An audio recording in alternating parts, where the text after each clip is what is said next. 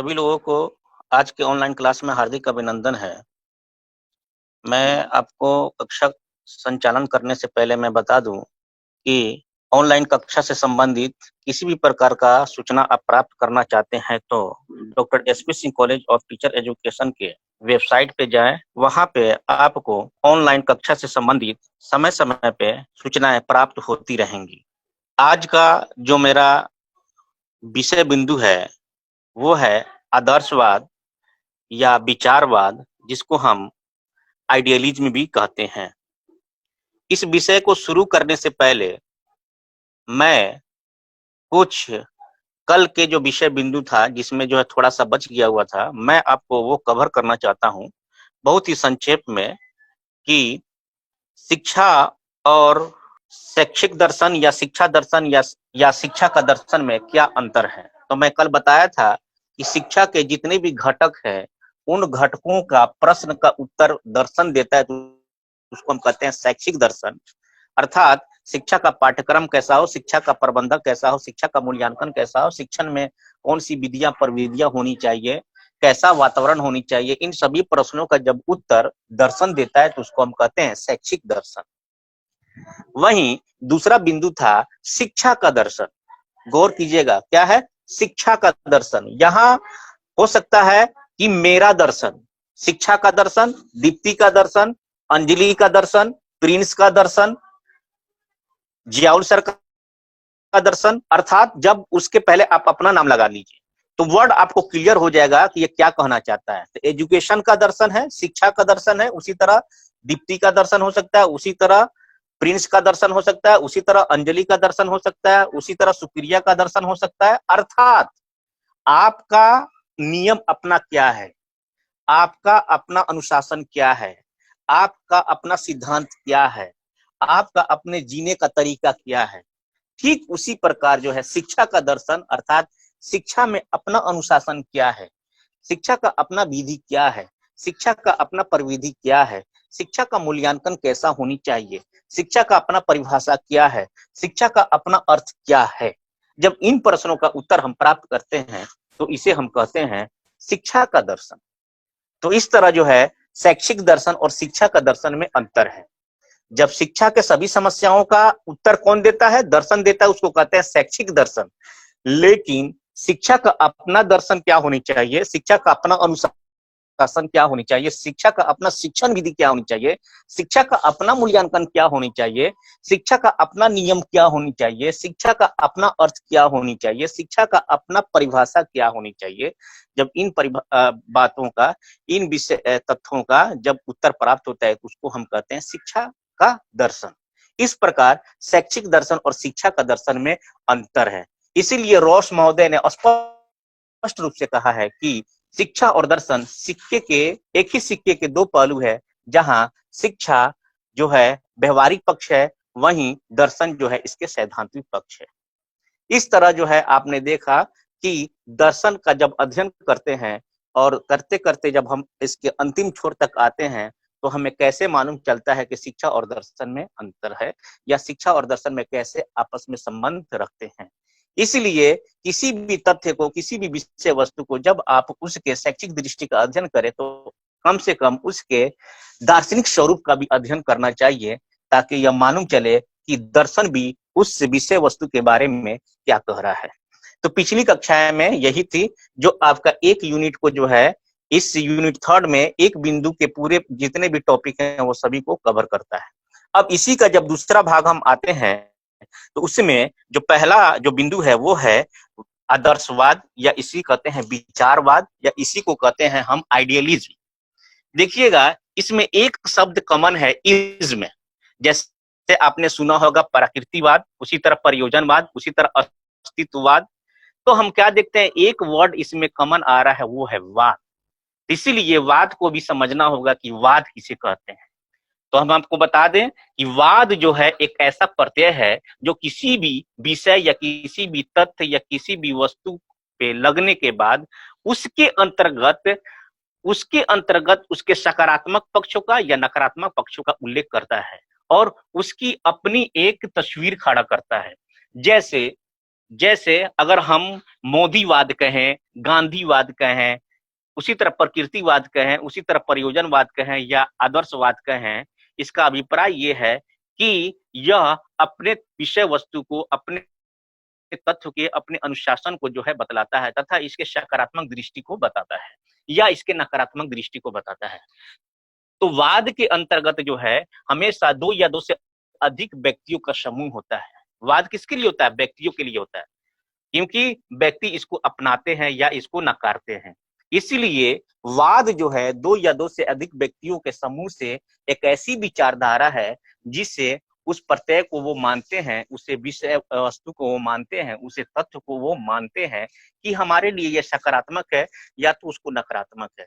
हो सकता है कि वर्तमान में बहुत से ऐसे लोग हैं जिनकी विचारधारा है मोदी से मिलता है, इसीलिए वो कहते हैं कि हम मोदीवाद को जो है समर्थन करते हैं। लेकिन इसी विचारधारा को कुछ लोग ऐसे हैं जो कि उसको नकारते हैं। इसीलिए जितने भी वाद होते हैं उसके सकारात्मक पक्ष भी हो सकते हैं, उसके नकारात्मक पक्ष भी हो सकते हैं।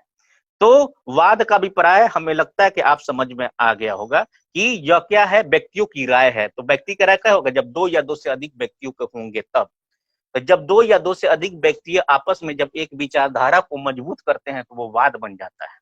इसीलिए वाद एक प्रत्यय है जो किसी भी तथ्य या किसी भी विषय वस्तु पे लगाने के बाद उसकी एक अपना डिसिप्लिन, एक अपना अनुशासन बना लेता है, उसका अपना सिद्धांत बना लेता है, उसके अपने जीने का तरीका बना लेता है। वो भी अपने जीने का तरीका जो हमें बताता है, ताकि हम उसे मानकर हम अपने आप को अनुशासित हो जाएं, हम अपने आप को बेहतर हो जाए, उसके वास्तविकता को समझें, उसकी सत्य को समझें। अगर वो सकारात्मक है तो हमारे विकास में, व्यक्ति के विकास में, राष्ट्र के विकास में, समाज के विकास में सहायक हो। इसीलिए यह टर्म वाद यहाँ आया है। तो जब यह वाद आदर्शवाद को मिलता है तो इसको हम क्या कहते हैं? विचारवाद या आइडियलिज्म कहते हैं। इसी तरह बहुत से वाद मिलेंगे जो इसमें पढ़ना है आपको, जैसे आदर्शवाद के बारे में, प्राकृतिकवाद के बारे में, प्रयोजनवाद के बारे में, अस्तित्ववाद के बारे में। अब शुरू करने से पहले मैं आपको यह बता दूं, आप सभी लोग जो है ना गौर से स्क्रीन पर देखेंगे। शुरू करने से मैं पहले बता दूं कि इस वाद के समर्थक एक्चुअल हैं कौन। ये प्रश्न आते हैं कि आदर्शवाद के समर्थक कौन है। जैसे एग्जाम्पल के तौर में दे देगा, क्या अरस्तु आदर्शवाद के समर्थक थे? क्या प्लेटो आदर्शवाद के समर्थक थे? ऑप्शन रहेगा हाँ या ना। या कभी कभी प्रश्न पूछता है कि निम्न में से कौन से आदर्शवाद के समर्थक है। तो जो आप वहां प्रश्न देखेंगे उसमें उत्तर होगा, उसको आप अलग कर लेंगे। इसीलिए मैंने पहला यहाँ टॉपिक जो है ना देखा है, प्रमुख दार्शनिक, यानी वो कौन से दार्शनिक है जो आदर्शवाद के समर्थक है। तो आप जान लीजिए, Plato, Descartes, Spinoza, Leibniz, Berkeley, Kant, Hegel, ये प्रमुख है जो कि आदर्शवाद के समर्थक है, अर्थात ये आदर्शवाद को बढ़ावा देते हैं, ये आदर्शवाद के सकारात्मक दृष्टि को बढ़ावा देते हैं। वहीं जब हम शिक्षा के क्षेत्र में बात करते हैं तो इस विचारधारा को फ्रोबेल और पेस्टालोविज ने बहुत आगे तौर पे व्यवहारिक रूप से बढ़ाया। पेस्टालोजी और फ्रोबेल ये व्यवहारवाद के जो है, लेकिन उन्होंने ने आदर्शवाद के विचार को समझा और आदर्शवाद को जो है ना आगे बढ़ाने में सहायक अपनाया है। तो इस प्रकार हम पहला प्रश्न आता है कि प्रमुख दार्शनिक कौन कौन से हैं आदर्शवाद के समर्थक में। तो प्लेटो, डेकार्टे, लाइबनीज, बर्कले इत्यादि ये सब लोग हैं जो उन्होंने आदर्शवाद के समर्थक में है। वहीं अगर कहेंगे कि शिक्षा के व्यवहारिक रूप में किसने अपनाया, तो हम कहेंगे कि इसमें फ्रोबेल और पेस्टालोजी का नाम आता है। मैंने देखिएगा इसमें कुछ चित्र जो है ना आपके सामने रखे हैं। पहला चित्र है सुकरात का, ये आदर्शवाद के समर्थक थे। उसका है दूसरा बात प्लेटो है, तीसरा है अरस्तु। हम आपको बता दें कि सबसे जो पुराने विचारधाराएं के जो हैं वो हैं सुकरात। सुकरात के जो शिष्य थे वो है प्लेटो, और प्लेटो को जो शिष्य है वो है अरस्तु। इसीलिए इन तीनों जो है ना महान दार्शनिकों का मैंने यहाँ चित्र लगाया है ताकि आप इनको समझे। ये तीनों ऐसे जो है दार्शनिक है जिन्होंने तर्क के क्षेत्र में, जिन्होंने नाटक के क्षेत्र में, जिन्होंने गणित के क्षेत्र में, जिन्होंने समाज शास्त्र के क्षेत्र में, मूल्य के क्षेत्र में इन्होंने बहुत बड़ा योगदान कहा। ये समझे तो ये हर सभी विषयों के, जितने भी विषय वो सभी विषयों के ये ज्ञाता है। इनको एक विषय को जो है हम कहकर नकार नहीं सकते। इसीलिए हमने यहाँ पर दिखाया है ताकि आप इसको समझेंगे कि एक्चुअली आदर्शवाद के प्रवर्तक कौन थे और कौन कौन से लोग इन्होंने बढ़ाया। आज हम जितने भी इतिहास में, आज हम जितने भी साइंस में, जितने भी खोज पुराने जो देखते हैं, कहीं ना कहीं इन तीनों के बीच में जो है देखने को आता है। यानी जितने भी अगर कहेंगे कि मनुष्य एक सामाजिक प्राणी है, किसने कहा? अरस्तु ने कहा। उसी तरह जो है जूलॉजी के पिता किसे कहते हैं? अरस्तु को कहते हैं। तो बहुत से ऐसे तथ्य है जो कि जो है अरस्तु ने जो है साइंस के क्षेत्र में, विज्ञान के क्षेत्र में बहुत से बातों का उल्लेख किया है। वहीं प्लेटो के बारे में जाएंगे तो प्लेटो ने अपनी एक बुक रिपब्लिक लिखा, जिन्होंने कल्पना किया कि कैसे जो है व्यक्ति को शासन चलाना है, कैसे व्यक्ति को गिरहनी चलाना है, कैसे व्यक्ति को जो है ना समाज में जो है ना ढलना है। तो इस तरह जो है ना इन बातों का उल्लेख विस्तृत रूप से इन्होंने किया है। वहीं हम गांधी जी को लेते हैं, महात्मा गांधी को, जो हमारे भारत के पिता कहलाते हैं। ये एक ऐसे व्यक्ति है जिन्होंने आदर्शवाद हटकर कल्पना नहीं किया है, इसीलिए इनको भी हम आदर्शवाद के अंदर जो है ना डाले हैं। जब आप इसका विस्तृत रूप से अध्ययन कीजिएगा महात्मा गांधी के बारे में, तो ये एक ऐसे व्यक्ति हैं जिन्होंने सभी वाद को जो है समर्थन किया। इन्होंने कहा आवश्यकता अनुसार जब भी किसी वाद की जरूरत हो उसे अपनाओ। इसीलिए महात्मा गांधी आदर्शवाद के भी समर्थक हैं, प्राकृतिकवाद के भी समर्थक हैं, प्रयोगवाद के भी समर्थक हैं। इसलिए इनका नाम जो है ना सभी वादों में जो है ना स्पष्ट रूप से लिया जाता है। इनको केवल एक वाद में बांधकर नहीं रखा जा सकता। वहीं नीचे मैंने जो है जो पिक्स लगाया वो है फ्रोवेल का, और दूसरा जो है आपका पेस्टालोजी का। ये दोनों ऐसे व्यक्ति हैं जिन्होंने आदर्शवाद के सिद्धांतों को, आदर्शवाद के अनुशासन को शिक्षा के व्यवहार में लाने की बहुत कोशिश किया, और फिर आगे चलकर ये आगे बढ़ता गया। अब आई बात कि आदर्शवाद का अर्थ है क्या? आदर्शवाद का अर्थ क्या है? इससे पहले मैं परिचय के रूप में बता दूं कि आदर्शवाद एक प्राचीनवाद है। इसे हम नए वाद के रूप में नहीं कर सकते हैं।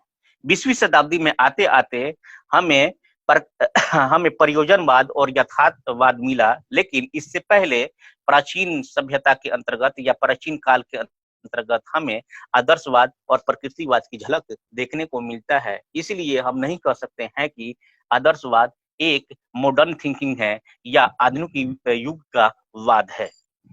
जब हम आदर्शवाद का अध्ययन करते हैं तो हम आपको बता दें, आदर्शवाद जो विचारधारा है वो पाश्चात्य दर्शन का है, जो इस ब्रह्मांड का निर्माता किसे मानता है? ईश्वर को मानता है। मैं फिर आपको बता दूं कि यह वाद ब्रह्मांड को ईश्वर द्वारा निमित्त मानता है, और यह मानता है कि इस वस्तु जगत की अपेक्षा आध्यात्मिक जगत श्रेष्ठ है।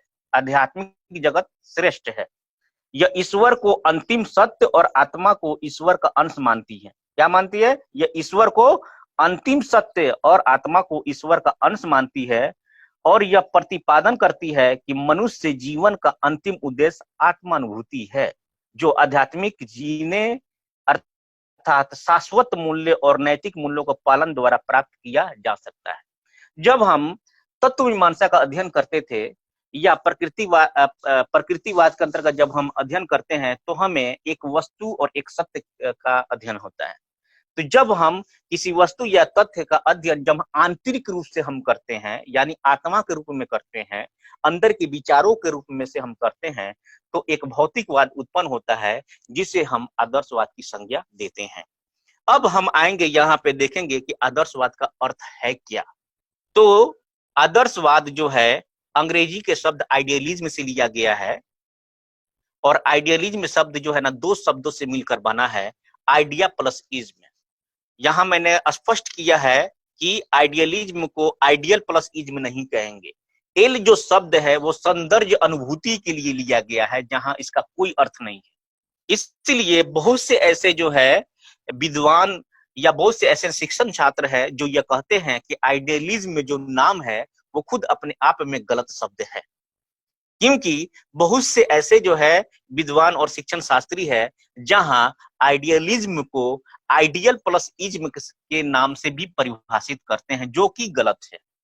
मैं फिर बताना चाहता हूं कि आइडियलिज्म शब्द को अंग्रेजी के आदर्शवाद को अंग्रेजी के आइडियलिज्म से लिया गया है, जहां आइडियलिज्म दो शब्दों से मिलकर बना है, आइडिया प्लस इज्म। आप आइडियल प्लस इज्म नहीं कहेंगे, जहां एल जो है सौंदर्य अनुभूति के लिए साइलेंट के रूप में रखा गया है, जिससे इसकी खूबसूरती को बढ़ाता है, इसीलिए इसका नाम आइडियलिज्म है। तो आइडियलिज्म शब्द आइडिया प्लस इज्म से, आइडिया का मतलब होता है विचार और इज्म मीन्स होता है वाद, इसीलिए आइडियलिज्म का अर्थ होता है विचारवाद, इसीलिए हम आदर्शवाद को विचारवाद भी कहते हैं। बहुत जगह ऐसे ऐसे मिलेगा जहां हम आदर्शवाद को विचारवाद के नाम से भी जानते हैं और बहुत से बुकों में इसका वर्णन भी है। तो इस तरह हम देखते हैं कि आदर्शवाद एक ऐसा वाद है जिसमें हम विचार को महत्व देते हैं, विचार को महत्व देते हैं और यह विचार कहीं ना कहीं सत्यम शिवम और सुंदरम के इर्द गिर्द है। अर्थात सत्य वही है जो हमारे विचार के अंतिम जो है पड़ाव है, और शिवम वही है जो इससे सृष्टि का जो है रचयिता ईश्वर ने किया है, और सुंदरम वही है जो हमें सौंदर्य की अनुभूति कराता है। इस तरह जो है आदर्शवाद के अंतर्गत हम आध्यात्मिक रूप का अध्ययन और अपने विचारों का अध्ययन सत्यम शिवम सुंदरम के रूप में करते हैं। अब हम आएंगे इसके परिभाषा के रूप में। बहुत से जो है ना आदर्शवादी जो थे, जैसे गुड थे, रोजन थे, हॉर्न थे, इससे पहले अरस्तु का नाम ने लिया, प्लेटो का नाम लिया, सुकरात का नाम लिया, इन सभी व्यक्तियों ने अपने अपने ढंग से आदर्शवाद को परिभाषित करते हैं। लेकिन जब आदर्शवाद को परिभाषित करेंगे तो कहीं ना कहीं दो शब्द आएगा, एक शब्द है आपका विचार और एक शब्द है आध्यात्मिक। इस तरह जो है ना गुड महोदय कहते हैं आदर्शवाद वह विचारधारा है जिसमें यह माना जाता है कि परलौकिक सार्वभौमिक तत्वों का आकारों या विचारों में वास्तविक निहित है और ये ही सत्य ज्ञान की वस्तुएं हैं, जबकि ब्रह्मा रूप मानव के विचारों और इंद्रियों को अनुभूति निहित है जो विचारों की प्रतिछाया के अनुरूप समान होते हैं। अर्थात कहीं ना कहीं इन परिभाषाओं का जब हम उल्लेख करते हैं तो इस सृष्टि का निर्माता ईश्वर है और जो हमारा अंतिम सत्य है वो अपने विचारों से आता है। इसीलिए आदर्शवाद को जो है ना बहुत लोगों ने अलग अलग परिभाषा किया और कहीं ना कहीं इन परिभाषाओं का जब विवरण जब हम अपने सामने रखते हैं तो हम पाते हैं आदर्शवाद के अंतर्गत विचार शाश्वत है, सत्य शाश्वत है, शिवम शाश्वत है और सुंदरम शाश्वत है, आध्यात्मिक जो है शाश्वत है। वहीं रोजन महोदय ने कहते हैं आदर्शवादियों का विश्वास है कि ब्रह्मांड की अपनी बुद्धि एवं इच्छा सब भौतिक वस्तुओं को उनके पीछे विद्यमान मन द्वारा स्पष्ट किया जाता है। मैंने अभी बताया कि यहाँ आत्मा को माना जाता है और आत्मा कहाँ रहता है? मन में रहता है। जो आत्मा क्या है? मन में रहता है, आपके अंदर रहता है, आंतरिक भाग में रहता है। इसीलिए आंतरिक भाग में मानसिक शक्ति होती है, उसकी बुद्धि होती है। इसीलिए इसमें इन्होंने इस भौतिक सृष्टि का जन्म किसको माना है? इससे मन को माना है और इसके पीछे शक्ति कौन है? वो मन है। अर्थात व्यक्ति अपने मन को नियंत्रण कर, मन की शक्तियों को समझकर प्रकृति को और बाहरी जगत को भी आसानी से समझ सकता है। उसी तरह जो है हॉर्न ने जो है ना परिभाषा दिया कि ब्रह्मांड बुद्धि एवं इच्छा की अभिव्यक्ति है, विश्व के अस्थायी तत्व प्रकृति मानसिक है और भौतिकवादी की बुद्धि द्वारा व्याख्या की जाती है। मैं फिर वही बोल रहा हूँ कि विचारें जो उत्पन्न होती है हमारे आंतरिक रूप से विचार होती है, हम बाहर से नहीं लेते हैं। हमारे विचारे हमारे क्या आते हैं? हमारे मन से आते हैं, हमारे बुद्धि से आते हैं। और ये मन और विचार के आध्यात्मिकता क्या कहलाती है? आध्यात्मिक शक्ति कहलाती है। इसीलिए इस सृष्टि का निर्माण जो है हमारी विचारें जो उत्पन्न होती है वो आध्यात्मिक रूप से उत्पन्न होती है, जिसके पीछे हमें सत्यम शिवम सुंदरम ही शक्ति को दिखाई पड़ता है। वहीं हैंडरसन महोदय ने कहा कि आदर्शवाद मनुष्य के आध्यात्मिक पक्ष पर बल देता है। इसका कारण है कि आध्यात्मिक मूल मनुष्य और जीवन को सबसे महत्वपूर्ण पहलू है। आदर्शवादी यह मानते हैं कि व्यक्ति और संसार दोनों बुद्धि की अभिव्यक्ति है। वो कहते हैं भौतिक संसार की व्याख्या मन से ही की जा सकती है। इसलिए उपयुक्त सभी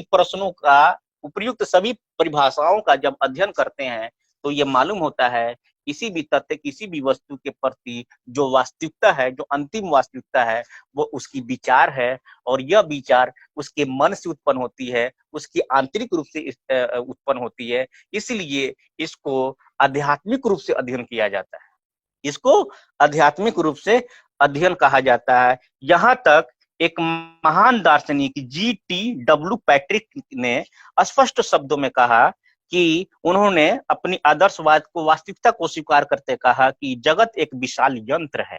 वे हमारे जगत की व्याख्या में जड़ तत्व, यंत्रवाद और ऊर्जा के संरक्षण के सर्वोच्च महत्व को स्वीकार नहीं करते हैं। वे अनुभव करते हैं कि किसी न किसी प्रकार से कुछ विज्ञान जैसे मनोविज्ञान, तर्कशास्त्र, नीति शास्त्र, सौंदर्य शास्त्र आदि का आधारभूत और अंतरंग वस्तुओं से संबंध है। वे प्रकृति के रहस्यों को समझने के लिए वैसी कुंजी है जैसे कि भौतिक शास्त्र और रसायन शास्त्र, और ये विश्वास करते हैं कि जगत का एक अर्थ है, एक प्रयोजन है, शायद एक लक्ष्य और एक जगत के हृदय और मानव के आत्मा के अंतर्गत सम्मोहित आंतरिक शक्ति को आध्यात्मिक तौर से जो अध्ययन करते हैं वही हम आदर्शवाद की संज्ञा देते हैं। तो इस तरह जो है उपयुक्त जो हम कथन कहे हैं, जिससे में अर्थ और परिभाषा से स्पष्ट रूप से उल्लेखित होता है कि आदर्शवाद के अंतर्गत विचारों का अभिव्यक्ति है या भौतिक शक्तियों का अध्ययन है। किसी भी तथ्य या किसी भी वस्तु का जो अंतिम सत्य है उसकी विचार और उसके आध्यात्मिक शक्ति का अध्ययन है, जो कि मन से और आंतरिक रूप से उत्पन्न होते हैं। इसीलिए किसी भी तथ्य को जो हम आंतरिक रूप से अध्ययन करते हैं, जब हम उसके आत्मिक रूप से अध्ययन करते हैं तो उसे हम क्या कहते हैं, आदर्शवाद की संज्ञा देते हैं। अब अगला जो टॉपिक है जो हम देखेंगे, आदर्शवाद के प्रमुख तत्व।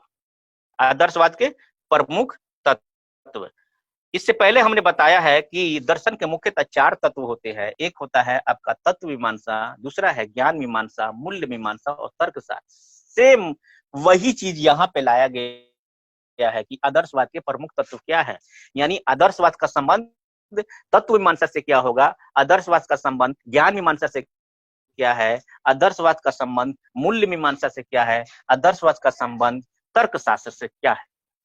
तो जब हम तत्व मीमांसा के अंतर्गत जब अध्ययन करते हैं, यानी आदर्शवाद और तत्व मीमांसा के रूप में अध्ययन करते हैं, तो हम पाते हैं कि हम इससे पहले बता दें फिर कि तत्व मीमांसा 2 शब्द से मिलकर बना था, मेटाफिजिक्स। और मेटा का मतलब पदार्थ होता है, अर्थात इसमें पदार्थ का अध्ययन करते हैं। पदार्थ क्या है, पदार्थ की वास्तविकता क्या है, क्या सत्य है। लेकिन जब इन्हीं को जब हम आंतरिक रूप से विचार के रूप में और आध्यात्मिक रूप से अध्ययन करते हैं, तो वो ये सब क्या कहलाता है, तत्व मीमांसा के संदर्भ में कहलाता है, जो कि आदर्शवाद के रूप में हम लेते हैं। जहां तक आदर्शवाद और तत्व मीमांसा की बात है, तो हम कह सकते हैं कि इसके अंतर्गत अंतिम सत्य या तत्व का विवेचना किया जाता है। अंतिम सत्य क्या है, जो हमारे विचार के द्वारा उत्पन्न होते हैं या आध्यात्मिक गुणों के द्वारा हम उसको अध्ययन करते हैं। जब हम आदर्शवाद की तत्व मीमांसा को भी हम प्रकार में बांटते हैं, तो यह मुख्यतः 2 प्रकार से होते हैं। पहला है आपका मोनिज्म यानी एकेश्वरवाद, दूसरा है द्वैतवाद और एकेश्वरवाद। मैंने इससे पहले भी बताया कि आदर्शवाद के अंतर्गत हम ईश्वर को मानते हैं। इस ब्रह्मांड की उत्पत्ति किसने किया, ईश्वर ने कहा। इसलिए जब तत्व मीमांसा के अंतर्गत जब हम अध्ययन करते हैं, तो यह मुख्यतः 3 प्रकार से बढ़ जाते हैं, यानी एकेश्वरवाद और दूसरा है द्वैतवाद और तीसरा है अनेकेश्वरवाद। एकेश्वरवाद जिसको इंग्लिश में कहते हैं मोनिज्म, अर्थात इस सृष्टि और इस ब्रह्मांड की उत्पत्ति केवल एक तत्व को माना गया है, अर्थात केवल एक ईश्वर को माना गया है। लेकिन वहीं दूसरा वाद कहता है आदर्शवाद के अंतर्गत द्वैतवाद, जो कहते हैं कि नहीं, इस संसार इस ब्रह्मांड की उत्पत्ति 2 ईश्वर के द्वारा माना गया है। और वहीं कुछ लोग मानते हैं कि नहीं, ये क्या है, बहुत से ईश्वरों के द्वारा, बहुत से तत्वों के द्वारा इस ब्रह्मांड की उत्पत्ति होती है। तो ये अपने अपने विचार है, जो विचार जो है स्वतंत्र रूप से व्यक्ति महसूस करता है, आंतरिक रूप से जो है इसका अध्ययन करता है, और भौतिक सृष्टि से, आध्यात्मिक सृष्टि से इसका अध्ययन करता है, और ये दिखाता है कि विचार जो है वो सत्य है, और इस विचार में हम सभी बातों का उल्लेख आसानी से कर सकते हैं, और ये विचार और ये आत्मा और ये परमात्मा का ज्ञान जो है इस सृष्टि के से हमें आसानी से दे सकता है। तो इस तरह जो है आदर्शवाद के अंतर्गत जब हम तत्व मीमांसा का अध्ययन करते हैं, तो हम पाते हैं कि इस सृष्टि का, इस ब्रह्मांड का जो निर्माण है वो एक ईश्वर ने भी हो सकते हैं, 2 ईश्वर भी हो सकते हैं, और क्या हो सकते हैं, 3 ईश्वर भी हो सकते हैं। इसीलिए आज देखिएगा कि भारतीय संप्रदाय के अंतर्गत यही वाद जो है पनपता गया, और जब उसको व्यवहारिक रूप से जब हम आए, तो लोग की एक ईश्वर को कहते हैं अल्लाह, या एक ईश्वर को भगवान कहते हैं, तथा कईयों ईश्वर का जो है ना नाम लेते हैं, जो कि ये टर्म हमारे दर्शन से ही निकल कर आते हैं।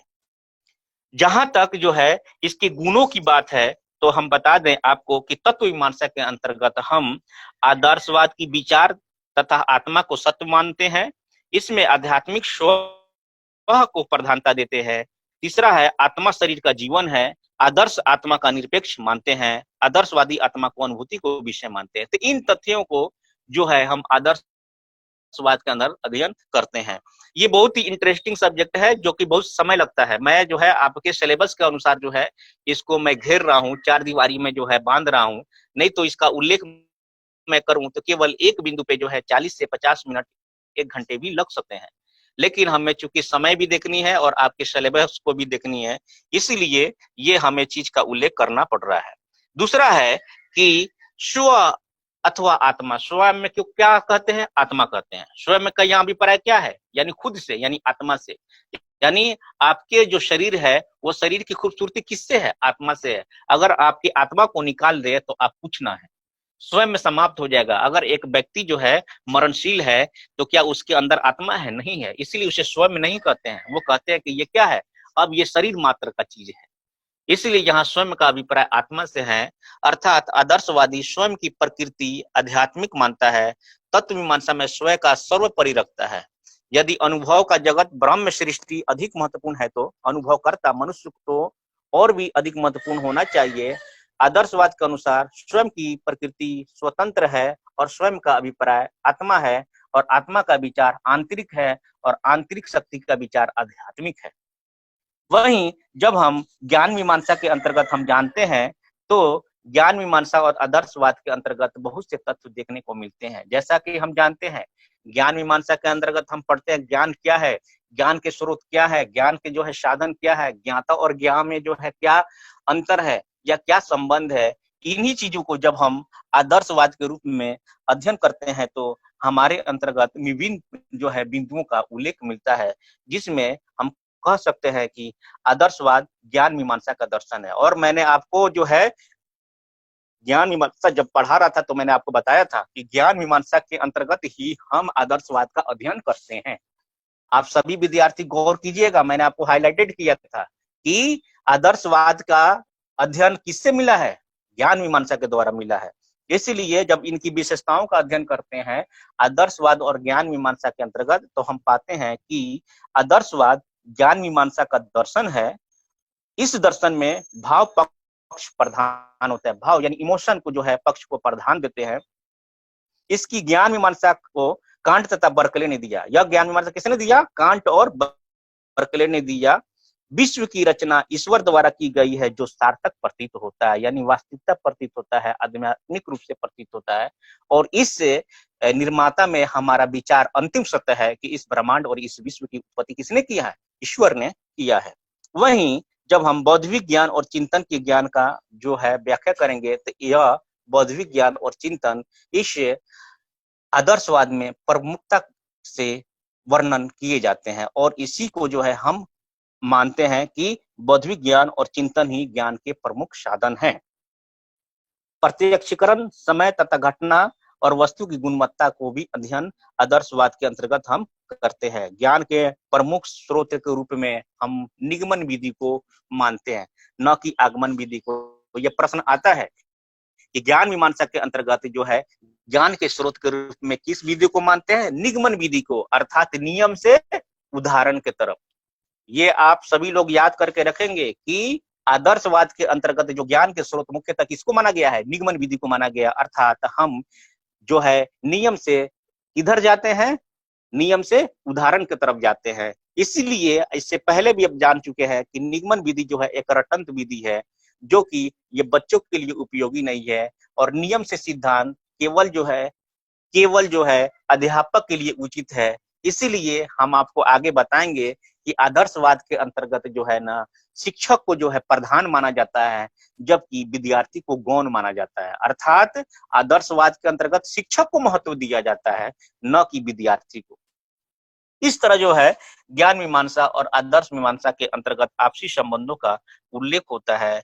वहीं जब हम मूल्य मीमांसा यानी मूल्य आदर्शवाद का अध्ययन करते हैं तो हम पाते हैं कि मूल्य मीमांसा अर्थात हमारा सामाजिक मूल्य भी हो सकता है, नैतिक मूल्य भी हो सकता है, धार्मिक मूल्य भी हो सकते हैं, जो कि इससे पहले हमने अध्ययन किया था, या आपका सौंदर्य मूल्य भी हो सकता है। जब हम आदर्शवाद की मूल्य मीमांसा का अध्ययन करते हैं तो इसकी विशेषताएं जो है बहुत ही स्पष्ट है कि कि आदर्शवाद की मूल्य मीमांसा मूल्य के सिद्धांत को वर्णन करता है। अर्थात यह मूल्य आपका नैतिक मूल्य भी हो सकता है, सामाजिक मूल्य भी हो सकता है, सौंदर्य मूल्य भी हो सकता है और धार्मिक मूल्य भी हो सकता है। मूल का निवास व्यक्ति में होता है।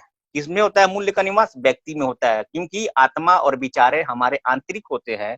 इसीलिए मूल्य जो है हमारे आंतरिक है, आंतरिक निवास करते हैं, जो कि आचरण का, आपके कैरेक्टर का बोध करता है। वहीं जीवन के मूल्यों से व्यक्ति संतोष प्राप्त करते हैं। जो आपके मूल्य होते हैं, उससे व्यक्ति उत्साह होते हैं, खुशी में होते हैं और उसका आनंद लेते हैं।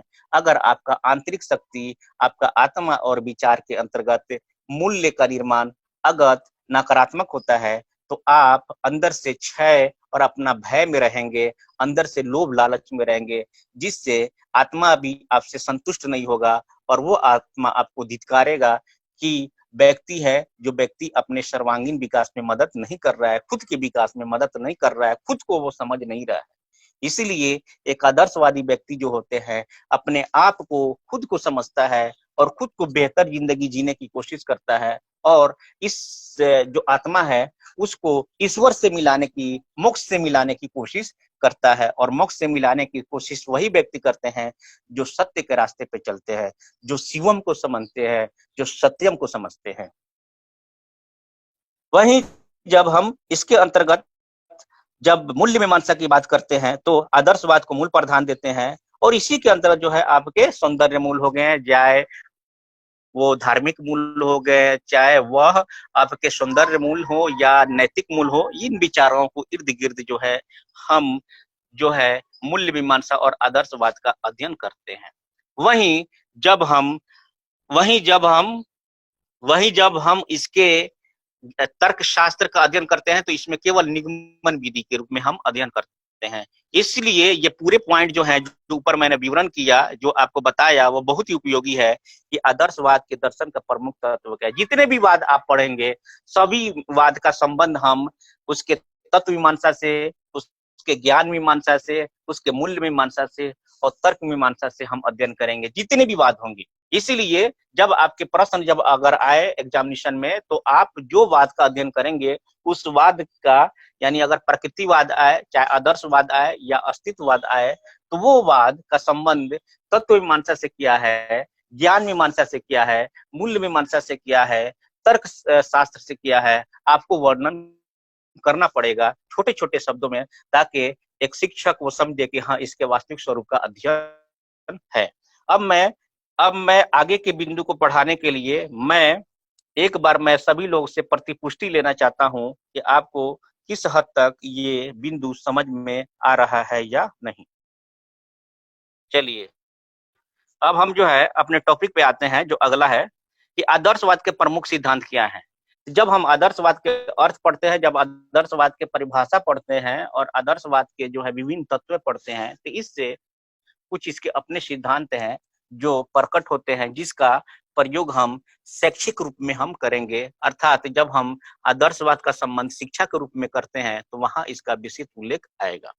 तो इसमें जो है, जो प्रमुख सिद्धांत है, वो है वास्तविक जगत जो है वो मानसिक और आध्यात्मिक है। मैंने इससे पहले भी बताया कि जो हम आत्मा को मानते हैं, वो आत्मा हमारा आंतरिक है और आंतरिक करने का मतलब हमारा मन में है, और मन की उत्पत्ति के जितनी भी विचारें हैं वो आध्यात्मिक होती हैं, क्योंकि यह सत्यता मानसिक तौर पे और विचारों के इर्द गिर्द है और अंतिम सत्यता उसके आध्यात्मिक होती है। इसलिए वास्तविक जगत जो है मानसिक और आध्यात्मिक है। सच्ची वास्तविकता आध्यात्मिकता होती है। तीसरा है आदर्शवाद का मनुष्य विश्वास है, क्योंकि वह चिंतन, तर्क एवं बुद्धि के विशेष गुणों का परिपूर्ण है। जो कुछ मन संसार को देता है, केवल वही वास्तविकता है। यानी मन की, यानी आत्मा की यहाँ बात हो रही है, आध्यात्मिकता की बात हो रही है। यानी जो भी विचार आपके मन में आते हैं, वो सभी जो है ना सत्यता माना गया है, और उसका अंतिम जो है सत्य है, सत्यम शिवम सुंदरम है। ये भी आपको जानना पड़ेगा कि जो हमारे अंदर जो विचारे आते हैं, जो हमारे अंदर जो है जो आध्यात्मिक शक्ति आती है, उसके अंतिम पड़ाव क्या है? सत्यम शिवम सुंदरम। सत्य वही है जो हम देखते हैं, जो हमारे विचार में आते हैं, और शिवम वही है जो इस सृष्टि का, इस ब्रह्मांड का जो रचयिता है, अर्थात ईश्वर है, और सुंदरम वही है जो हम महसूस करते हैं, आत्मानुभूति करते हैं, जिसे हमें मूल्य का जो है विकास होता है। उसी तरह जो है आगे है कि ज्ञान का सर्वोच्च रूप का अंतर्दृष्टि आत्मा और ज्ञान है। ज्ञान की प्राप्ति हम किससे करेंगे? अपनी आत्मा से करेंगे, अपने मन से करेंगे, अपने विचारों से करेंगे। अगला है सत्यम, शिवम, सुंदरम, तीनों शाश्वत मूल्य है और जीवन में इनकी प्राप्ति करना अत्यंत आवश्यक है। इंद्रियों की सच्ची वास्तविकता को नहीं जान सकता है, क्योंकि इंद्रियां जो है, जो इंद्रियां जो होती है, जो सेंस होते हैं, वो सेंस का संबंध हम बाहरी जगत से करते हैं। और हम आपको बता दें कि आदर्शवाद के अंतर्गत बाहरी कड़ी का अध्ययन नहीं करता, बल्कि आदर्शवाद के अंतर्गत है आध्यात्मिक शक्तियों का अध्ययन करता है। तो इस प्रकार जो है ना, ये जो है आपके कुछ जो इसके सिद्धांत थे, जो सिद्धांत आपके लिए उपयोगी है, जब हम इसका अध्ययन विस्तृत रूप से हम करेंगे तो आपको मिलेगा कि हाँ, कैसे जो है हमारे जो है आध्यात्मिक शक्ति या विचार है या आत्मा के इर्द गिर्द इसका अध्ययन हो रहा है। मोटा मोटी जब हम कहेंगे कि आदर्शवाद क्या है, तो आदर्शवाद एक ऐसा वाद है जो विचार को शाश्वत मानता है, सत्यम शिवम सुंदरम मूल्य को शाश्वत मानता है, और इसी के इर्द गिर्द जो है हमारे जीवन को बेहतर बनाते हुए ईश्वर की प्राप्ति के लिए, मोक्ष की प्राप्ति के लिए, सत्य की प्राप्ति के लिए आत्मा और मन को प्रथम जो है वरीयता देता है। इस तरह जो है हम आदर्शवाद का अब संबंध हम शिक्षा के रूप में पढ़ेंगे। आप सभी जो है ऑनलाइन कक्षा में अपने वक्त दिया, कीमती वक्त दिया, इसके लिए मैं तहे दिल से सभी लोगों को शुक्रगुजार करता हूँ, और सभी लोगों को एक बार फिर जो है अपने तहे दिल से नमस्कार करता हूँ। और मैं आपसे आशा करता हूँ